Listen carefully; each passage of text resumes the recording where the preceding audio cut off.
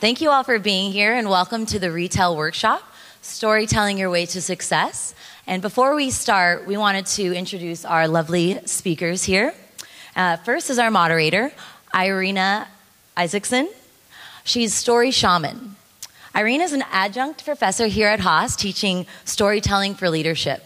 She's also an executive presence, presentation, and story coach. Next, we have Joanna Bloor. She's Chief Belief Officer. She currently serves as VP Advertising Operations at Pandora. Next, we have Mona Sabeh. Mona is Energy Amplifier and Tribal Leader.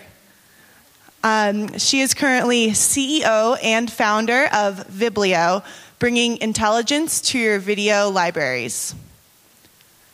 Next, we have Delita Costin, Disciple of Discovery. She currently serves as Senior Vice President, General Counsel, and Corporate Secretary at Pandora. And finally, we have Kim Lay, Firecracker. She is CEO and founder of A2Q2, a boutique financial services firm. Please join me in welcoming our panelists.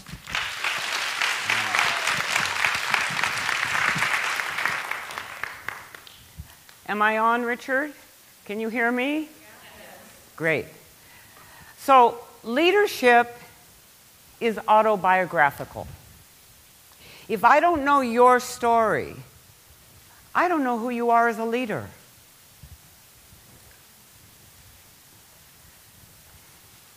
(1967), Boulder, Colorado, University of Colorado, homecoming football game.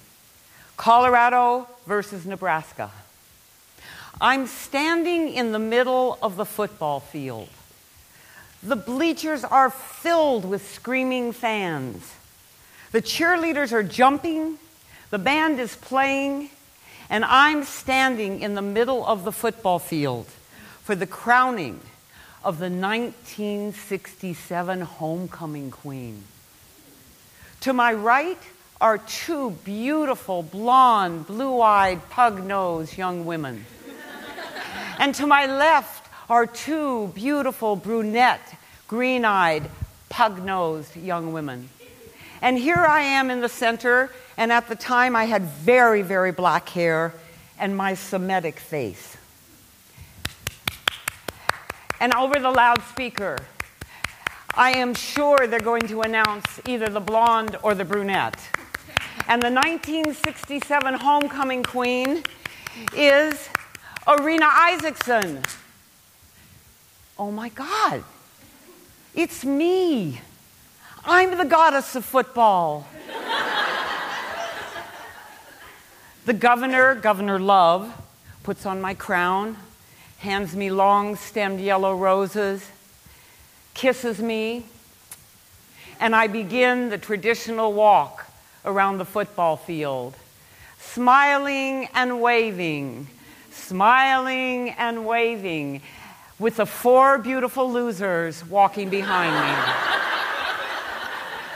I'm smiling, I'm waving. I see my mother. She's running around the bleachers, chasing after me. She's screaming, "Your slip! Your slip is hanging!" I look down and sure enough, my slip is hanging about 2 inches below my white dress. But I'm the goddess. Who cares if my slip is hanging? I go back that night to my room at the dormitory where I'm working my way through school as a counselor. So I have a little suite. I walk in and everywhere there are cards and flowers and telegrams congratulating me for being popular. And I sit down on the couch, and it's just starting to snow, one of those light, beautiful Colorado snows. And I feel empty. And I think to myself, this is what I've waited all my life to be? Popular? Accepted? the queen. And in that moment, I make a very important decision. I decide that I'm going to stop listening to what other people think I should do, I should have, I should be, I should want. And I'm going to start listening to my own voice. I'm going to start choosing things because they're meaningful to me. I'm going to design my own future. And that has made all the difference.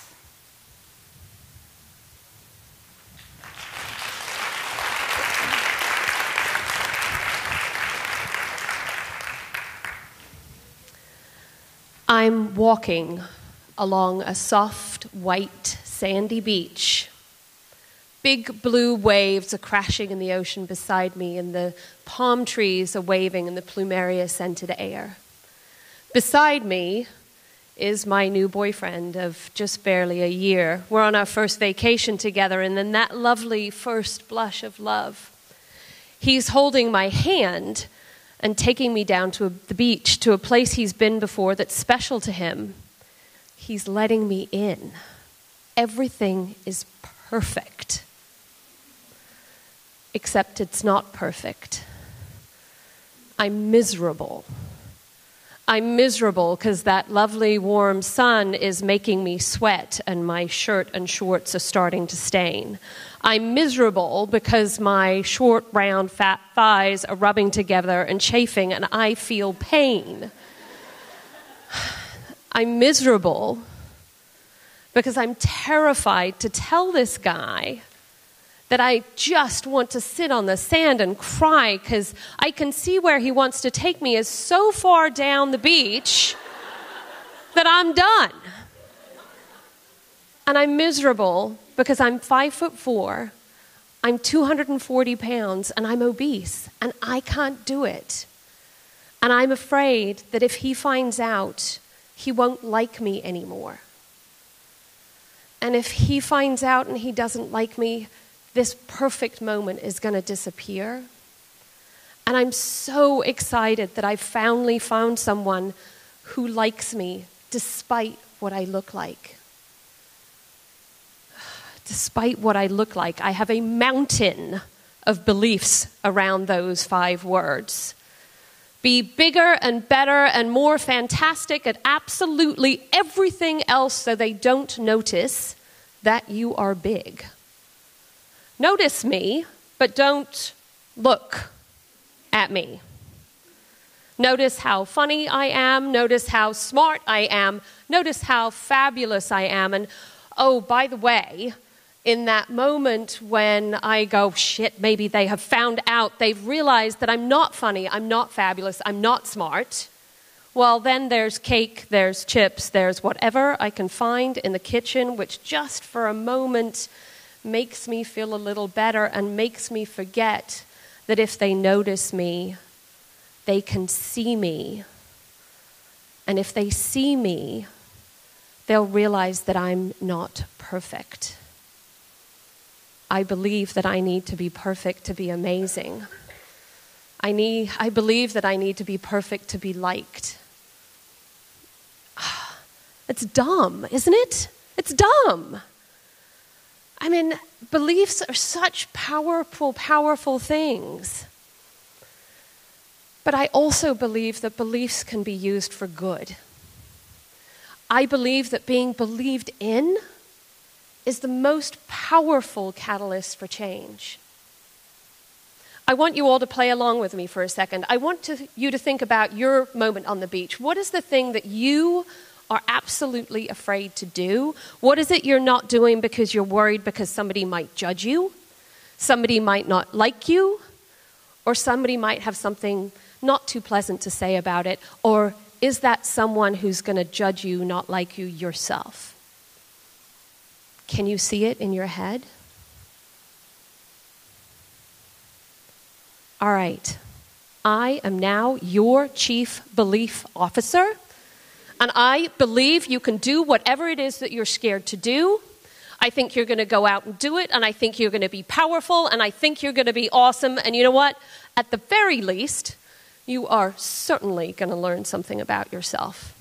And that will be cool. So I'm back on that white sandy beach. And I didn't cry. And I didn't sit down in a puddle. I got mad. I got so mad that I actually started believing in myself for the first time. And I promised myself that I would run a marathon and lose 100 pounds. 18 months later, this full-on couch potato crossed the finish line at the San Francisco Marathon. I've done, thank you.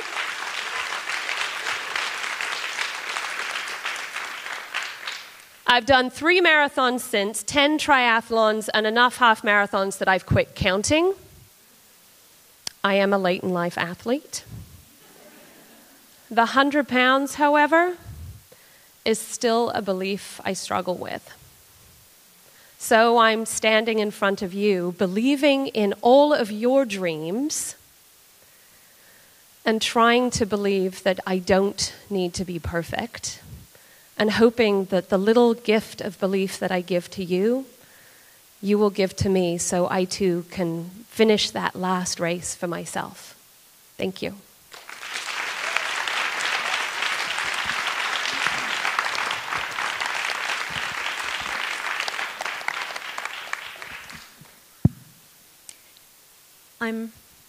My parents, halfway through 7th grade, my parents decide to move me halfway across Canada.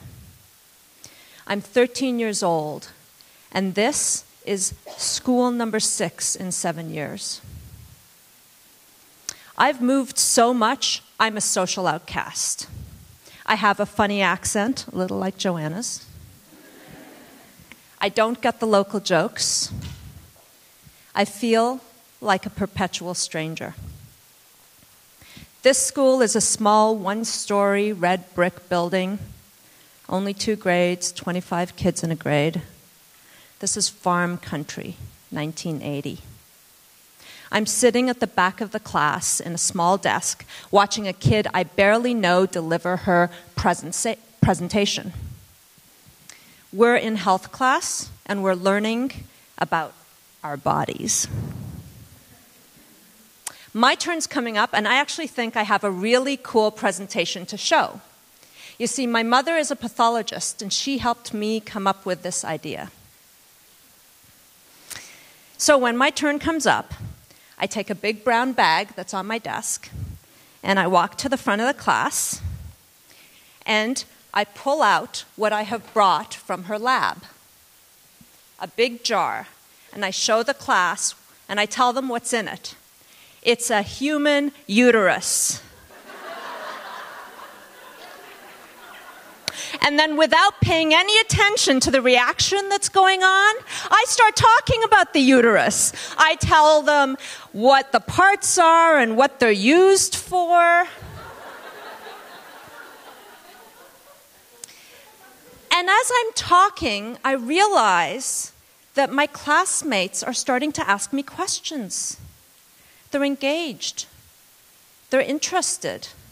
You might say they're morbidly fascinated, but whatever. All I know is I'm feeling happy because I'm finally feeling like I'm making a connection. But the next day, I get disconnected.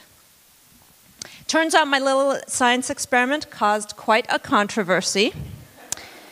Parents are outraged that their kids were exposed to something so unsuitable for that grade level. My health teacher is in trouble because she didn't pre-screen the projects in advance. And I have apparently breached social protocols I didn't even know existed. But what I do know is that if I'm going to fit in, I have to figure these protocols out. So that day, I realized I had a choice in front of me. I could, on the one hand, reject the interest and curiosity in things that I was fascinated by but were apparently inappropriate for a 13-year-old girl, and instead blend in with the expectations of the teachers and the parents around me. Or I could be true to myself. I could think for myself. I could accept myself even if it was unacceptable to the status quo. So that's a hard decision for a person of any age to make. But what's really funny is that because I was raised a bit of a social moron, it turns out it was a little easier for me to choose to just be me. So since that day, decades ago, I've done a lot of things, but the accomplishments that I'm most proud of are the times when I have pursued something I'm really interested in, even as it pulls me outside of a comfort zone. It's a natural human instinct, right, to want to fit in. We all want to feel like we belong. But more of the same is redundant. It's certainly the opposite of innovating. And even the most successful people, actually especially the most successful people, they feel like strangers at times. But the reason they achieve success is because they do something different. They dare to be something different. And so here's the thing. I bet you, I'm willing to bet that none of you woke up this morning deciding that you were going to strive to be redundant today. Right? And yet every day we have these social pressures for conformity that try and stuff us into this box called the same. So now, every time I experience an opportunity that starts to make me feel uncomfortable, whether it's deciding the next direction for my company or taking up Joanna's challenge to do a triathlon, I think back to that day in health class. And I don't let the status quo stuff me in that jar.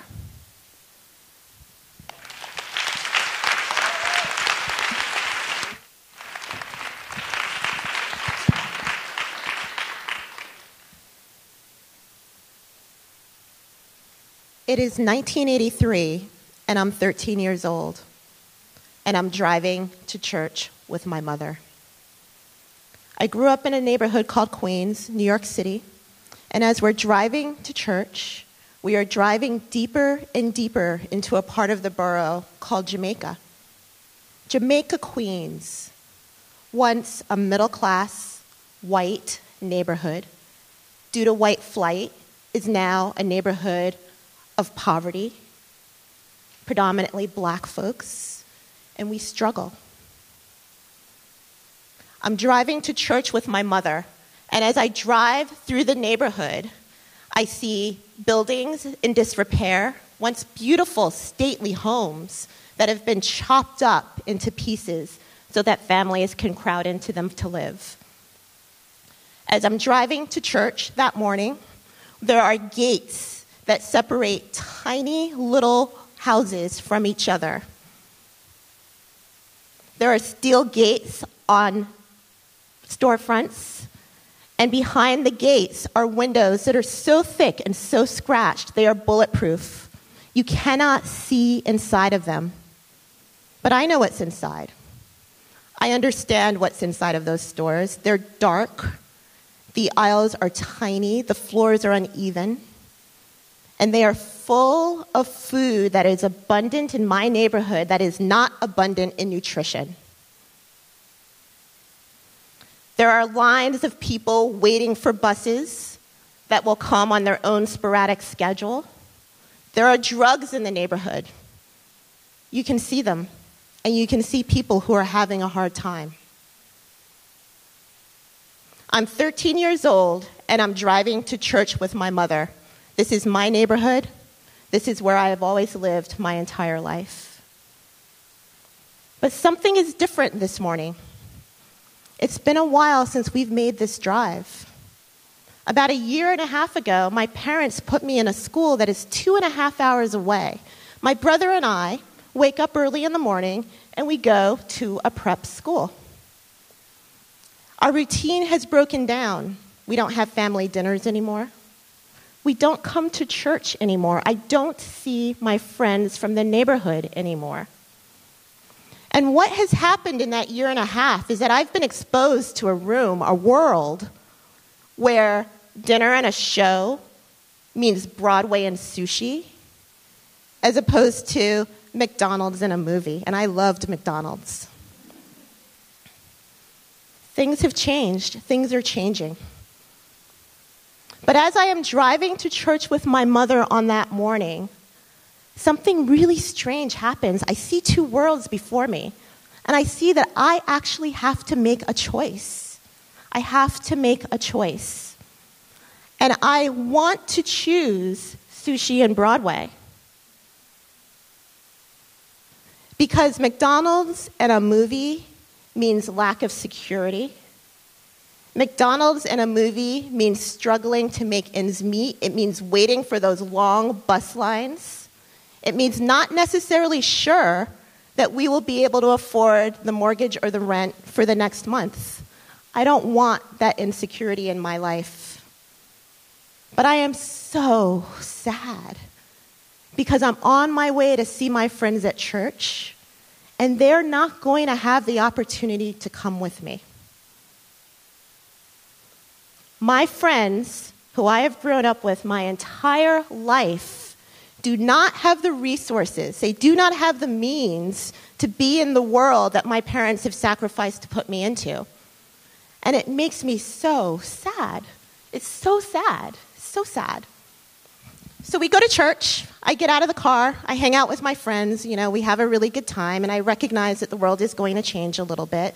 And one of the things that I realize is that there is this room where people go who will become leaders.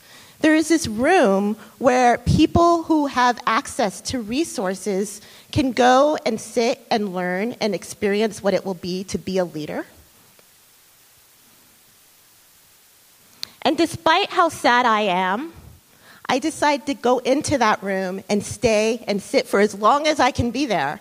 It's scary, and it's hard, and doing so is in a way that denies and leaves behind people that I really care a lot about.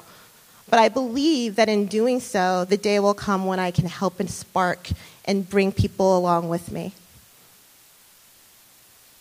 It's 1983, I'm 13 years old, and I'm driving to church with my mother, and I'm looking at two different futures.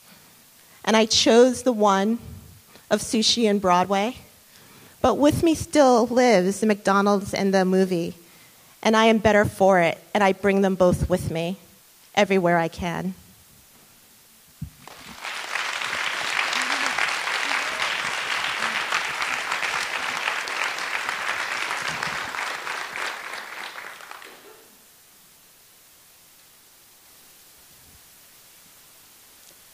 I grew up homeless. 1978, Saigon, Vietnam. My mother, my brother, and I are sneaking out of town in a rickshaw, the dead of night. Our rendezvous point is a fishing village along the Mekong River.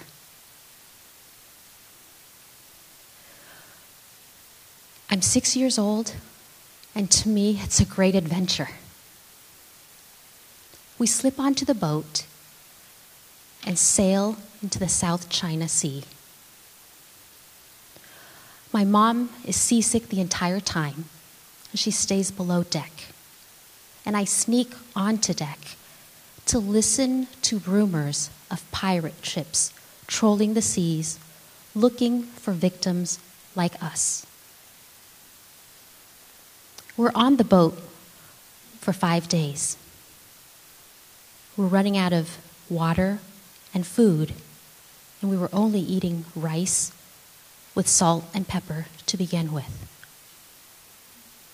On top of that, the boat engine dies, and we're drifting aimlessly in this vast blue sea, nothing in sight. Thirsty, hungry, desperate. We finally sight land. We're so excited we jump off the sinking boat. I'm living under a plastic tarp, dirt floors, walls thatched with tree branches, mosquitoes and head lice everywhere. The lice is so bad that we shave my 4-year-old brother's head to get rid of them. Mom is depressed, and rightfully so. She left behind 3 kids and everything she knew. And so it falls on me to get in line for food rations. It's my job to go to the nearby wells and draw water for us. And I'm one of the lucky ones. We are living in a refugee camp in Malaysia. We're waiting for any country to accept us. And a year later, a generous family from a church helped us come to the U.S. Starting with nothing, no money, we didn't know anyone, we didn't know the language. Mom is working a minimum wage job, washing dishes, chopping vegetables. We rent a tiny room with another Vietnamese family. Mom, my brother, and I in one room, sharing one bed. And I learned English watching Sesame Street. I'm sitting in the sofa, and there are 2 sisters from the other family, and they're talking to each other, and they're speaking in English because they know I can't understand English. And I feel so small, so unwanted, so lonely.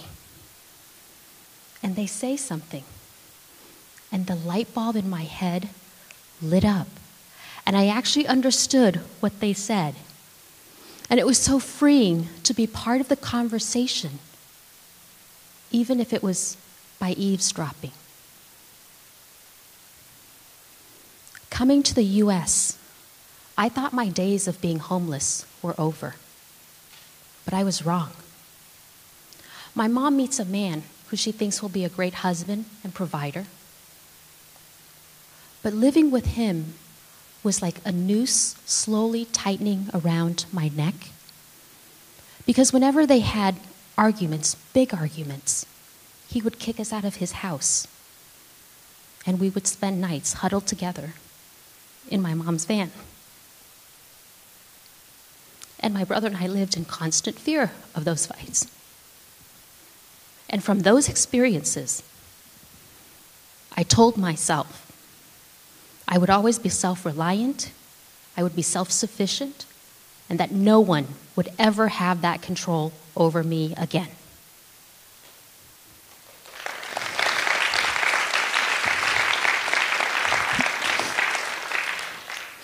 And I knew the only way to break out of that cycle, to get out of that poverty, was to get an education. So with $500 to my name, I leave Tucson, Arizona, and I go to Phoenix. I'm living in a 2-bedroom apartment, 4 other girls, and I volunteer to sleep on the floor so I can save on rent, go to school full-time, work part-time. And my goal was to get straight A's, graduate, get a job, be self-sufficient. The college years were awesome. I was free to explore. I was free to see who I could become, who I am and who I could become. And what I discovered was that I was determined, I was strong, I was resilient, and I was lovable. I'd never felt that before. Those were awesome years. And so 4 years later, I graduated with a 4.0 GPA, 5 job offers from the 6 largest accounting firms. May 2002, I am on top of the world. Everything is going so well. I excel at work, getting promotions a year or 2 ahead of schedule. I make it to senior in a year and a half. I'm a manager in 4 years.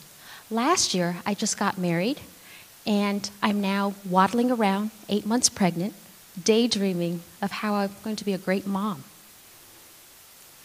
And all of that changed overnight because I was working for Arthur Andersen, who's actually the namesake of this auditorium.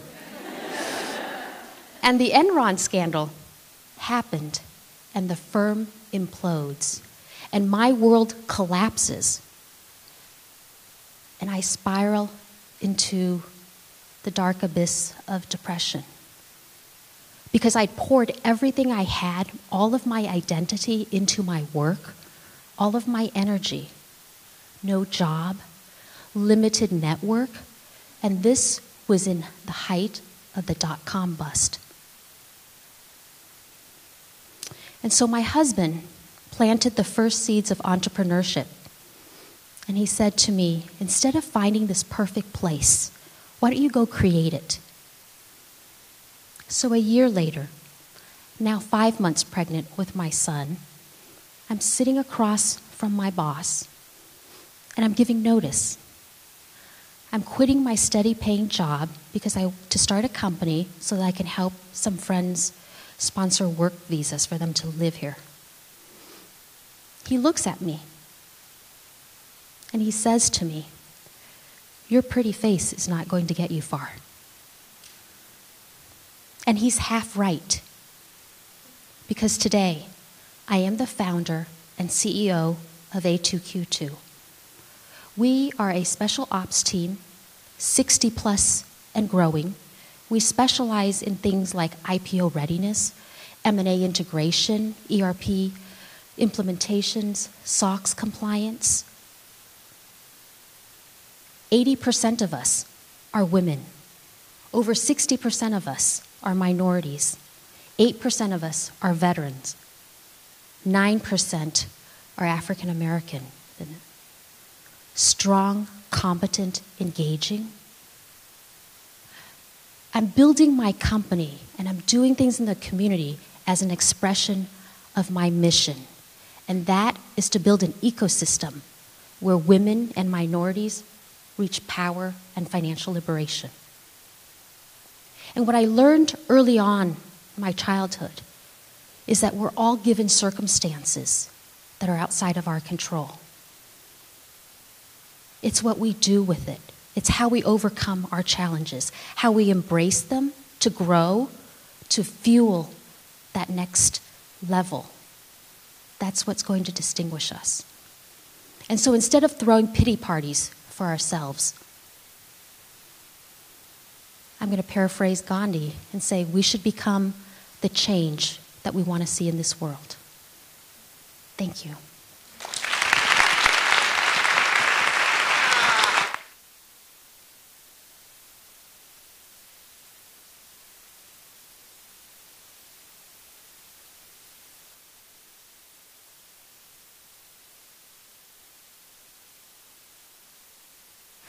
Yeah, leadership is autobiographical. These are called Who Am I stories.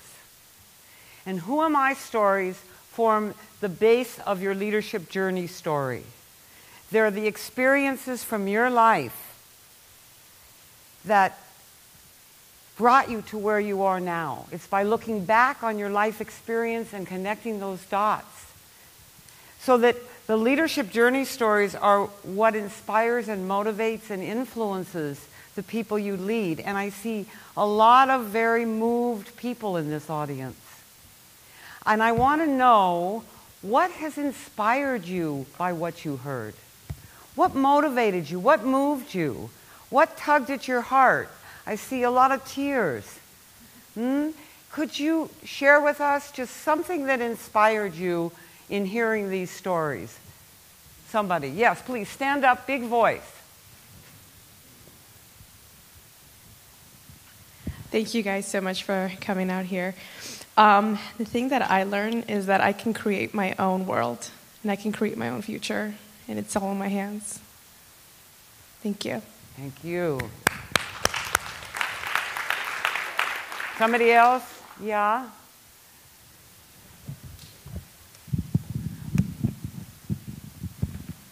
So oftentimes when I hear leaders speak, I think in my mind I think of kind of perfection in a way.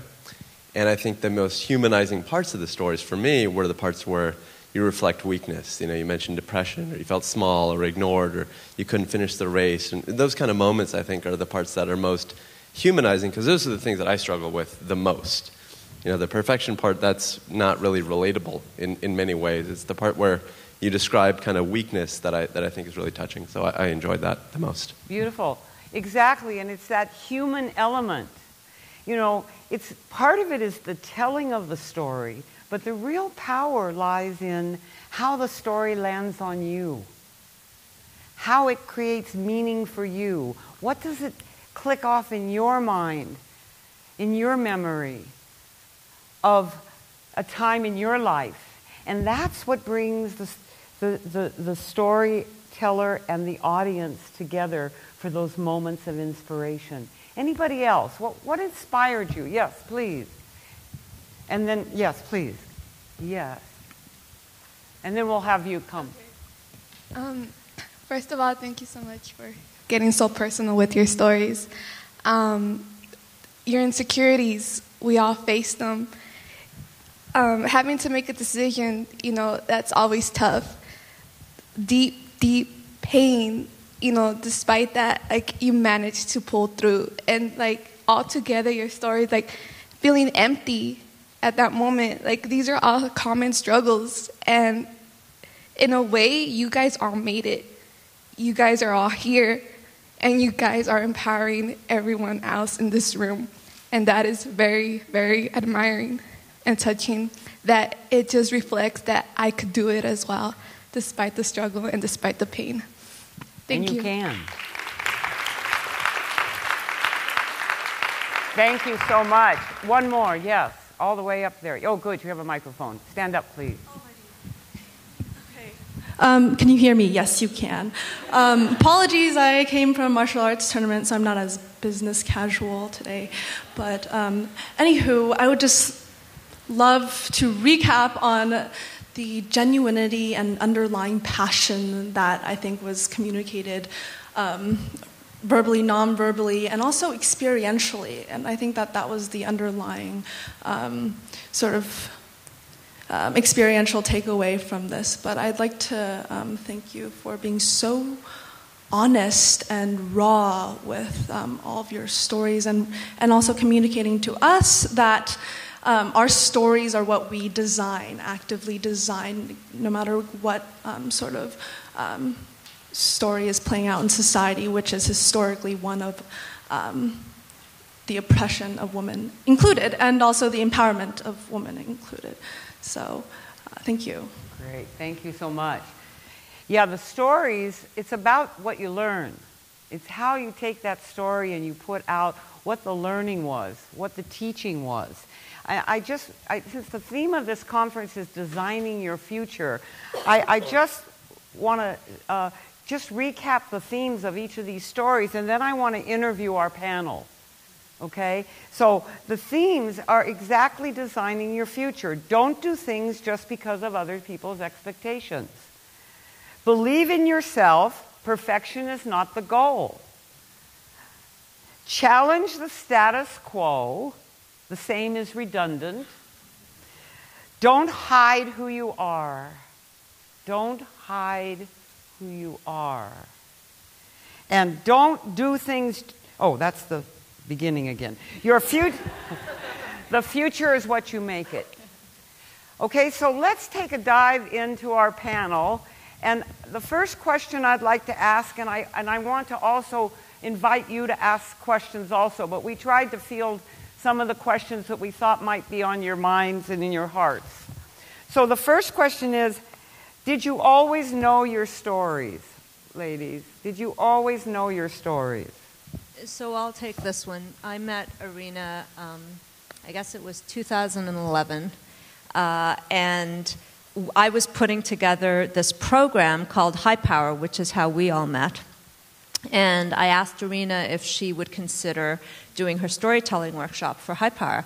And so we met at, this mall. She lives up north, I live down south. And we met at this food court, and she says, "So tell me your story." And I said, "I have no stories. I don't know what you're talking about." She said, so she says, "Well, this is who I work for, and this is what I've accomplished." She said, "That's not a story." "Tell me your personal story." I said, "I have no personal stories. I have nothing interesting to share." And she was getting me to get personal. And for me and for all of us, quite honestly, and probably for you guys too, it was really hard because we've spent our lives trying not to be personal, trying not to be women almost, right? We've spent our lives trying to be strong and right-brained. Or is that right? Right or left? I don't know. Anyway, the one that says no emotion, right? That one. That's right. I'm an engineer. And Arina's talking about all this emotional stuff, and I'm like getting really nervous because she's supposed to be coming in and doing all these high-power women who are CEOs and vice presidents. I'm like, Arina, if you come to this session, they're going to like not have any time for you with this story and emotion attitude. She says, trust me. So she comes to the session, and oh my gosh, I mean, we all just in the spot started remembering our stories. That's the beauty of it, and that's the power of it. And since then, I've come up with a lot of them, but you really have to get into this mindset that I was really pulling myself back from. Great. Good. Anybody else? Did you always know your story? No, I actually didn't ever think I had a story, but the power of the storytelling, to Mona's point, is the first time Arina came to the high power group, and at some point we'll explain high power to you, but we did this exercise, and Arina asked us, tell us a story, and it's an intimate group of 10 of us, and I think Mona went first, and you're right, she told some bogus thing. I'm like, that's not a story, that's just your bio. And I just, on a chance, just said, I'm tired of being in places where you meet a lot of people, but you really don't develop authentic relationships, deep relationships. And I'd gotten to the point in my life where I said, I'm not going to waste my time doing that. And so I started out telling actually the first part of my homeless story. And it was not polished at all. I was crying. I was tearing. And that was the power that I think literally brought us together, because then we were tight-knit and we could understand our vulnerabilities underneath all that. Yeah, it was, that was a magical day for all of us. Some of us in the group kind of knew each other. I think we were all slightly intimidated. Mona certainly scared the crap out of me the first time I met her. Surprise, surprise, right? She still scares the crap out of me most of the time. But Kim's openness, brought down a wall with all of us, and we went from really being interested in each other and going, what are these other women going to bring to the table, to really caring deeply about each other. And I think I can speak for all of us to say that we would all kill for each other at this point. But as somebody who really walked in the room, and I actually had the opposite problem as Mona did. I had so many stories I didn't know which one to talk about. And I was also exploring at the time, and I think why we all showed up initially, to figure out who we wanted to be and how we wanted to show up as a leader. What was the thing that we wanted to stand on beyond the what do we do? Beyond the, what is it you say in a job interview or on your resume that says, this is my professional career. We wanted to stand for something bigger. And it was the process of learning what story was important to us and actually touched us in a very personal way that actually helped us all, I think, figure out, well, I think some of you already had it somewhat figured out already. I sure as heck didn't know, walking in the room, who I wanted to be as a leader, what I needed to show up as. And you all heard that I have all sorts of crazy insecurities, and I do the whole Joanna jazz hands because I'm like, look at this, don't look at this. And I had a lot of nervousness, and it's really helped transform. I actually had a team member call me the other day, and she said, I don't know what's going on with you, Joanna, but you seem at peace. And all of that is because I've started to tell my story, and I've started to be vulnerable, and I've started to talk about those sorts of things. And these ladies give me epic amounts of courage because they all believe in me. And that's where exploring what your story is really helps you figure out who you want to be, because we're not all the same.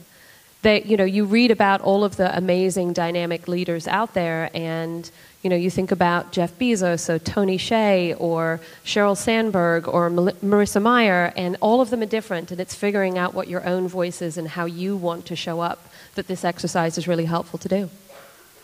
Great. So tell me, how are you using what you've learned through storytelling to show up as a leader? How are you actually incorporating stories? Because people will ask that all the time. Well, this is great, but how would we ever use this in the context of our clients and our customers and our teams and our... So let's hear what people are doing. So I have two answers to that. The first is that by being able to find my stories and to be able to talk about them, I was able to merge two parts of my life that I hadn't been able to merge before. So that part of my life about my neighborhood, where I grew up, what I went through, and I didn't really go through very much. You know, I felt very secure and loved. I was worried about maybe losing a lot, but in the general scheme of things, I was a pretty fortunate poor kid.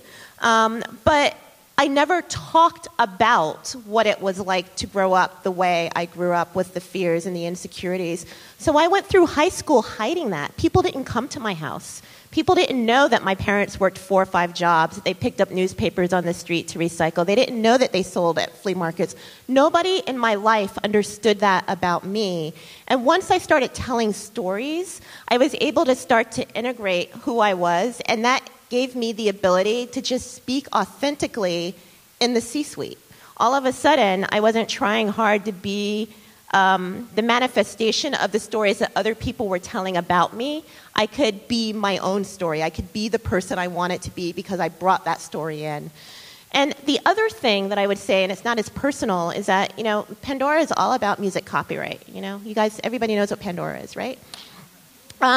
We spend a lot of time on my legal team and the business affairs team and the finance team thinking about some of the most arcane, just esoteric points of law that nobody in their right mind should be spending time thinking about at all. But it's also kind of the lifeblood of the company. It is really all about music royalties and the rates that we pay. There are people coming into the company every day who are listening to the press, who are listening to their parents, who are listening to, I don't know who, the analysts, talk about how Pandora is going to, I don't know, spiral down into a place of despair because we can't figure out royalties. My job as a lawyer is to help explain what's really going on. 100 years of history in just little itty-bitty sound bites. And stories make that happen. We do something called Pandora U, where I'm usually late, so I have half an hour. I usually get there, 5 minutes late. So I've got 25 minutes to explain 100 years and how that 100 years of history relates to Pandora.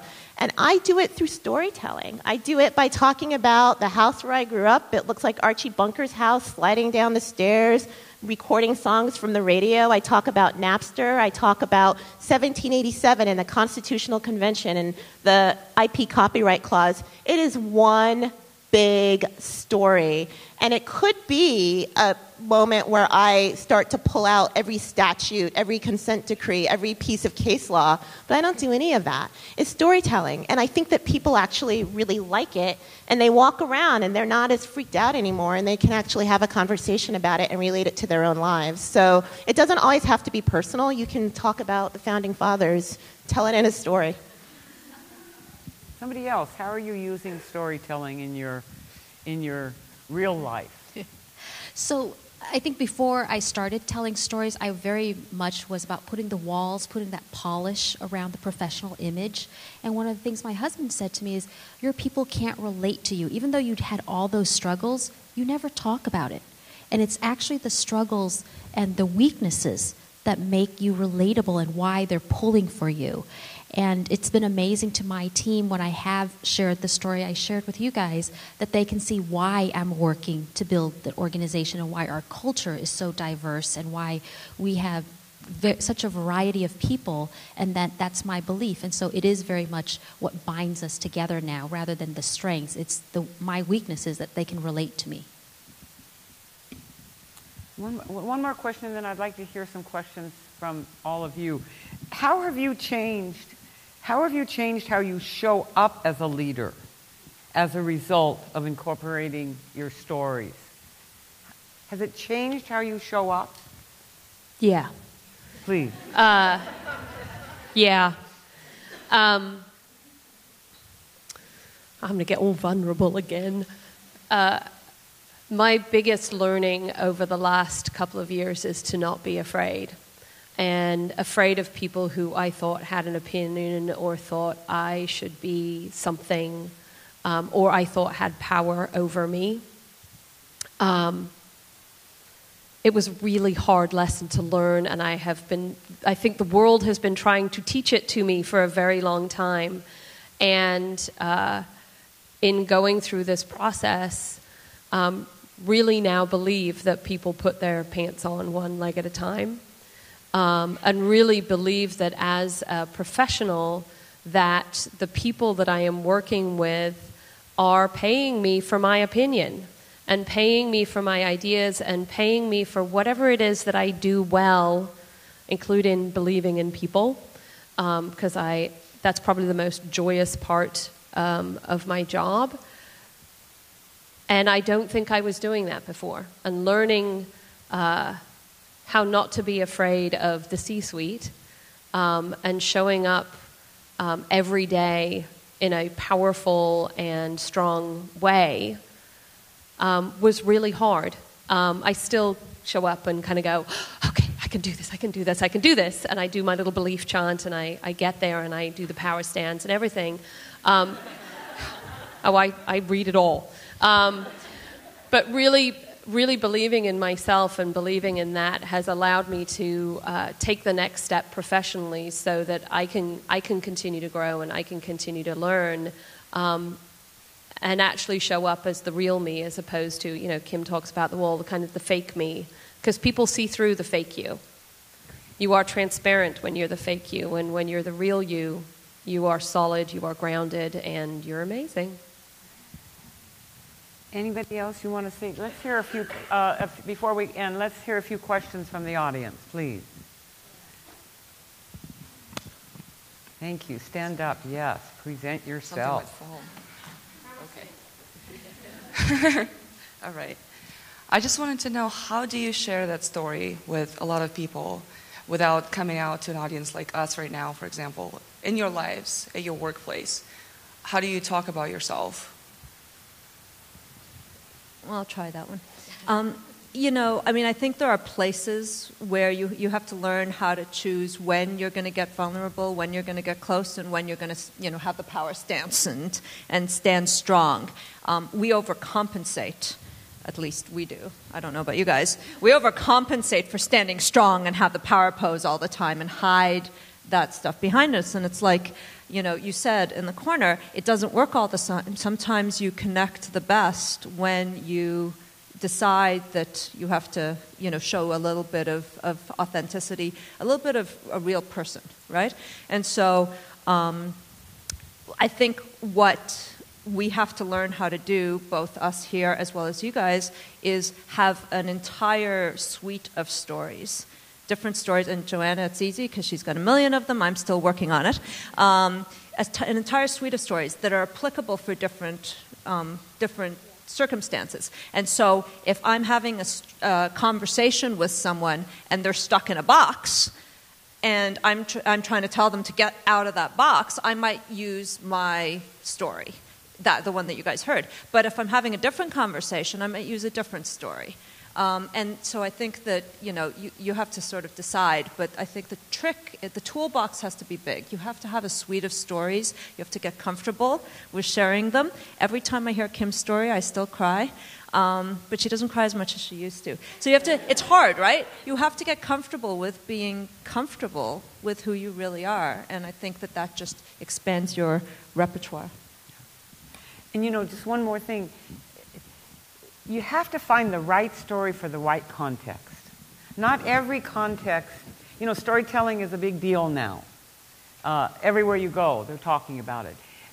Every context doesn't require a story.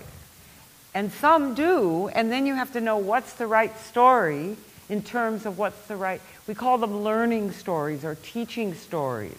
So you have to match what the theme or the message of the story is with the content of whatever your situation is. If you're at an all-hands meeting, you're needing to inspire a group or motivate a group. If you're in a team where things have gone astray and you've made a lot of mistakes and people are very discouraged, Can you find a time from your life story where you had a moment of failure and where that led you?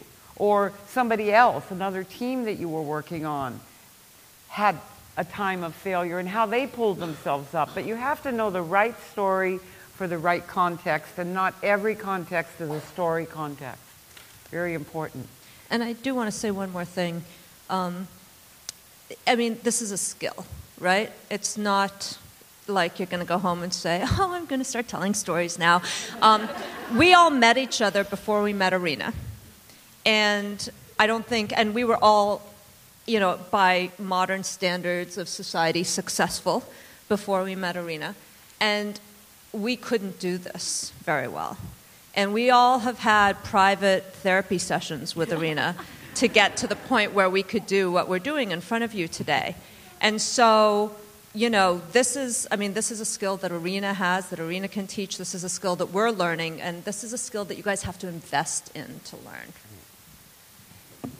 One more thing I would say about this is that we can tell our own stories about who we are and how we show up, and it is a lot. We all do kind of walk through the world with a different face when we're at work. I've worked with Joanna for many years, and Kim, we show up differently than we are today. But what's really important to remember is that the story that you're telling about yourself is not necessarily the story that others are telling about you as well. And it is so dangerous to allow yourself to believe the stories that people will put on you. Take the feedback, take the constructive criticism. But people will tell stories about you that are not true, that are not accurate, that are not designed for you to go further in your own future. And so your own stories and figuring out what those stories are really a way to combat that. Because I promise you, every day you are going to walk into, some days, some of you might even be in the C-suite. It's just rife of stories. You walk in the room and it's just full of stories about you as you walk in the door. Being able to have your own story about why you're there and what you're doing and how you're showing up and what your mission is to be there is crucial. It's really so important. Anybody else? There's a few more questions. Let's take some. Chanel, there's some questions in the back. Oh, here we have one over here. Yes, please. The question that you guys answered about how you show up as a leader and how you allow yourself to come out in the context of leadership. What advice do you have for those of us who are still a little bit earlier in our careers and aren't shaping a culture around us and aren't leaders yet, and how we can bring more of ourselves and present ourselves in a more honest way at work? You don't need a fancy title to be a leader. Let me start there. I think that's I talked about the joy. I have a lot of fun working at Pandora. I know I said I was big chicken with the C-suite, but the rest of the team, it's awesome.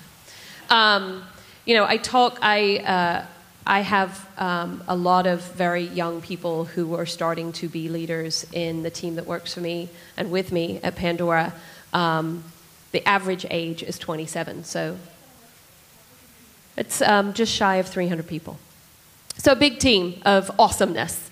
And we talk a lot about leadership, and we talk about how every single person from the moment that they walk in the door can be a leader, and how we practice that as a team is being accountable. And being accountable within leadership is owning what you see, owning your own shit, not pointing fingers at others. I don't know if you guys have heard of the expression going below the line and above the line. We talk about going above the line a lot. And quite frankly, it's the people who show up every day and say, what do I see that I can change and I can influence and I can, I'm going to use a cliched phrase, lean in on, even though no one has actually given me the right to do it. That is leadership. We just promoted, we just opened up 2 positions in our team that we had 17 internal applicants for, and there were 2 roles available.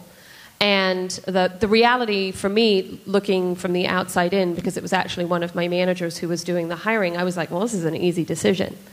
Because 2 of the people had been doing the job for 6 months already, without the title, without all of the glory, without anything, but had started to live and breathe and be accountable for what they believed was important. And they then got the job, and they then got the opportunity, and they are fantastic. But it's that sort of thing that you can practice leadership, and you can practice what you are interested in and what you're passionate about. And for those of you that are sitting in the room going, I don't know what I'm interested in, I don't know what I'm passionate about. Not an uncommon... there are many... Actually, show of hands really quickly. Who doesn't know what they're passionate about yet? All right, so we've got about a third of the room. So there's plenty of you guys. Let me finish up. Look, this is normal. Get a journal, start writing down every day, or tweet yourself, whatever works for you. Those moments when you are feeling big, when you are in flow, when you are out of body. And after a while, you'll start to see a passion, and that is what you are passionate about. And start paying attention to that, start doing more of that. And now I'll let Mona speak, because she wants the microphone. I just want to say one thing about that in terms of stories. Look back into your life experience and look at the moments where you felt most alive. In the flow, like Joanna said. Where you felt alive, where you felt inspired. That's where your passion lives. That's what passion feels like. Begin to remind yourselves that you've had those moments and connect the dots for yourself. That's how you want to feel in your life. I'm conscious that we're out of time, and I still want a few more questions, so I'm going to be brief. You know, I'm going to skip the story, but the conclusion of the story is, think about something that you're complaining about that you'd like to see happen, because we all complain. You might not know your passion, but I'm sure you guys have complaints. And then do something about it. And and that's leadership. That is leadership, plain and simple. Another question. Last question. All right. Thank you very much for sharing your amazing stories. So I was wondering, people say that women tend to be maybe a little too emotional. So that's one thing which is just common to say about it. So in terms of storytelling, which is pretty much emotional, is there some kind of difference from male or female storytelling, or is that even a thing at all? Hey, that's an Arina answer. No, Arina, you should take that one. You're the expert. I'm a double hearing aid wearer, and my little voice in my thing said, battery low, gone. So I'm not hearing. I'm going to ask her what you said. She asked if there was a difference between male and female storytelling. Oh, male and female storytelling. Well, we're too emotional, apparently. Huh? Ladies are a bit emotional. Well, I think the power in telling the story is to conjure up the emotion. I mean, that's why you want to tell a story, is because you want to touch that emotion. You don't want to get up in front and tell the story and cry your eyes out, right? Right. You learn to work with emotion and mold it and shape it and let it add to the content and the fire and the delivery of the words themselves. I think the way, I don't want to get into male-female storytelling really, because I've met some incredible male storytellers who tell very deep, rich, strong, emotional stories. So I think that's all I'm going to say about that.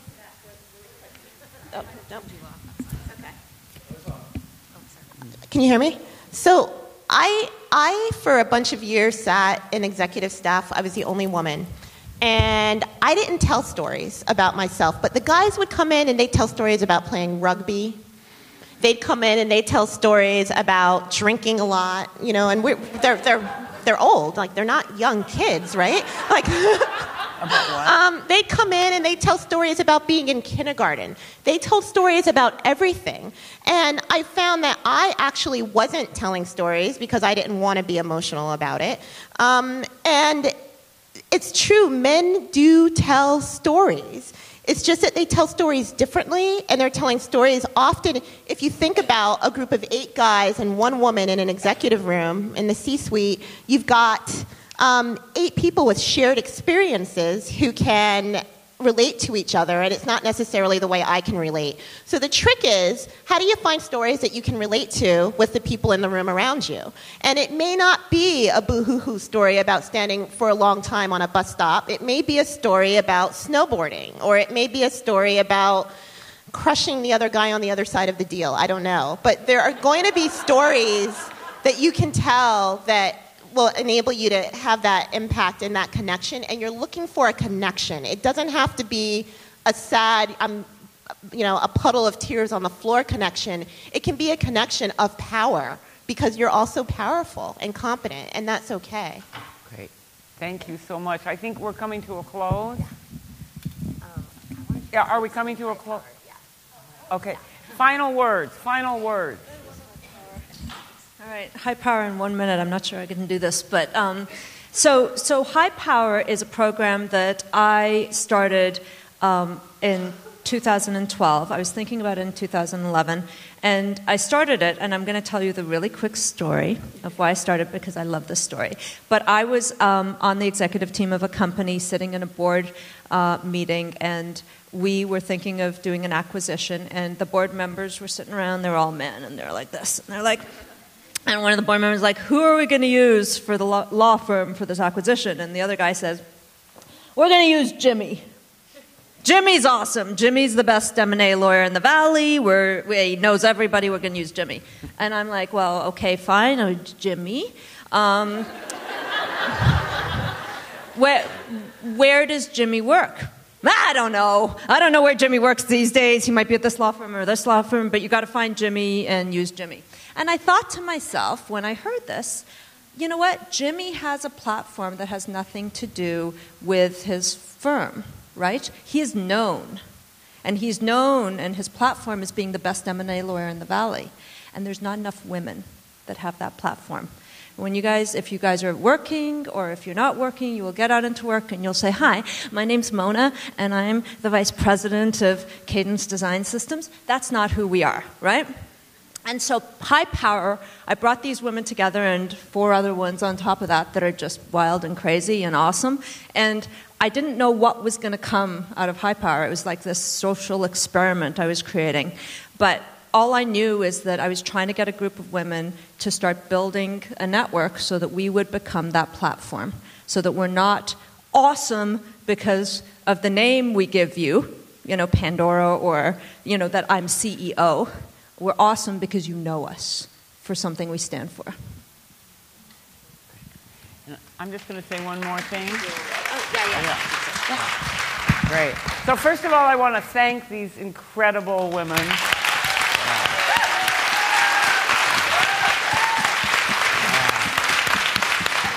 Wow.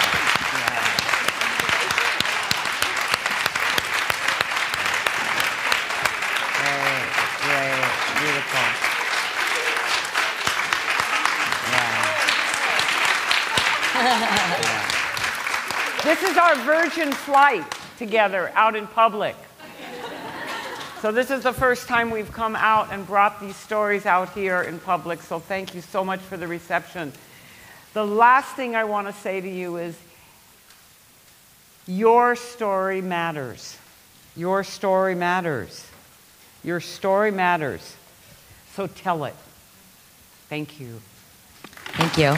I just want to give one more round of applause to Arina. She coordinated this entire thing. She brought all the women together, and she's amazing. So thank you so much for all of your contribution. Thank you.